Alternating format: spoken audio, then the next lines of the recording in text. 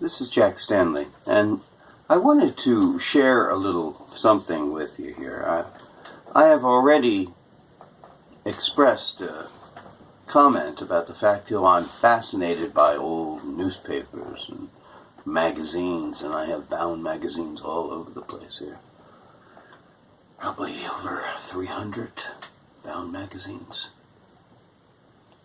But one of the things I find interesting are old newspapers, and I've got several books that were put together in the 19th century with various newspaper clippings within them. And they're fascinating reading because a lot of it has to deal with our history and the history of the United States before a lot of our traditions were invented. That's very important. You see, I have talked about this before in the past, several years ago actually, about Betsy Ross. Betsy Ross, of course, is a fascinating story. It's an inspiring story. It is a story that leads us to go, wow. But the sad part is, it's almost totally untrue. Sounds nice. Sounds inspiring. Yes, she was a seamstress. Sure.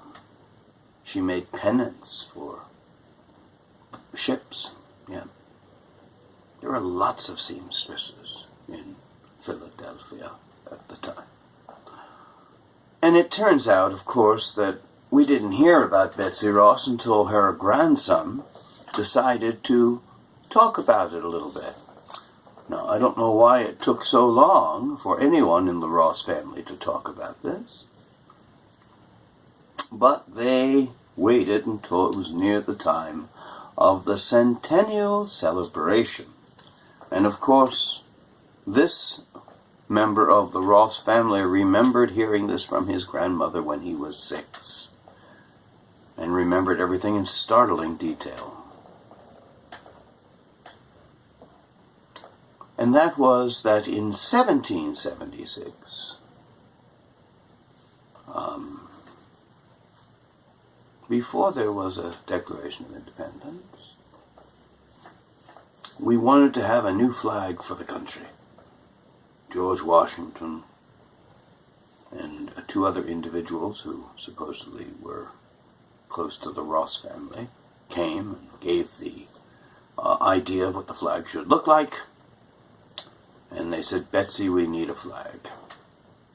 And she made various suggestions on how the flag should be designed, the size of the stars, and all that fun. It was a great story. And the story gets better as time goes by because more is added to the story and embellished. Well, this is a clipping for the history of the American flag as of 1850. And it talks about going through the records of the Continental Congress. And it states right here, if I may, that it was Continental Congress resolved in June the 14th, 1777, that the flag of the United States will be 13 stripes, alternate red and white, and that the Union be 13 stars, white on a blue field, representing a new constellation. Now, this wonderful story goes through its entire history. The only person missing from it is Betsy Ross. Every history I have read of the American flag prior to the 1870s mentions lots of information, but does not mention Betsy Ross.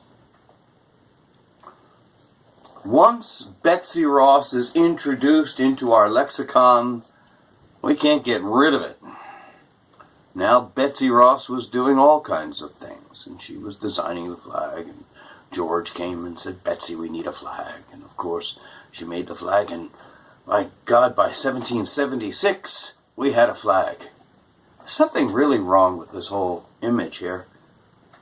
We didn't have a country yet. Why would we be working so hard on trying to develop a flag when we're trying to develop a country? We had flags. We had a number of flags that we were using. And to be perfectly honest, the flag was not an important issue. Creating a country, gaining our independence was the issue. The flag was secondary. And so, like many of the articles I have read over the years written in the 19th century, or even the 18th century, the only person they leave out is Betsy Ross. And there's a good reason for that. She didn't have anything to do with it. It sounds nice. It sounds great. But there's no evidence whatsoever outside of the story that was put together by her grandson and members of the family afterwards who embellished the story even further that Betsy Ross made the first flag. First off, the dates are all wrong. Secondarily, most importantly,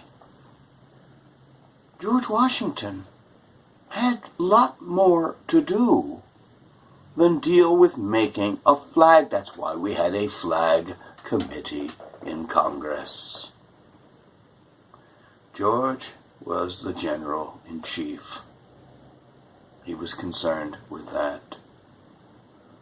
The fact that we didn't have a flag was secondary. These are the things that you add after you have developed a country. It is after you've developed an identity. And the question that persists is, why did we choose Betsy Ross? Well, that's a very good question. You had more seamstresses than Carter's got liver pills in Philadelphia. Yes, there were people who knew her, but there were people who knew lots of seamstresses. And to state that Betsy Ross did it, which there would have been a record in Congress dealing with, in fact, there's nothing. There's no information whatsoever.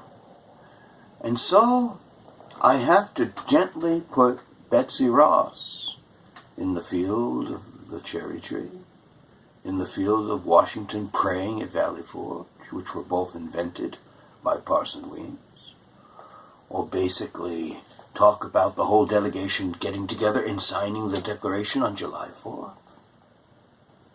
It is a part of the mythology of American independence, not the facts of American independence.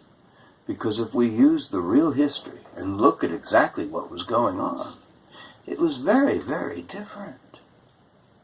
Things were they were more concerned to create a country, and they were committing treason by doing so. So a flag takes a very low step compared to all the other things going on. It's about time we get our historical story in order. I was in Philadelphia in 1976 working when the truck arrived with the dirt of Betsy Ross's grave. She's buried by the house that they now think she probably didn't live in. That's all right. That's as true as the rest of the story. And it's interesting. The people that brought everything, I remember talking to the guy. I was fascinated by what they were doing. He said, we went there, we didn't find anything. So we just took some dirt and dumped it in. So the grave of Betsy Ross is as real as Betsy Ross's story, as real as the house that she might have lived in, and as real as the story that we have propagated for many, many years. But back when the people remembered, they never ever talked about Betsy Ross.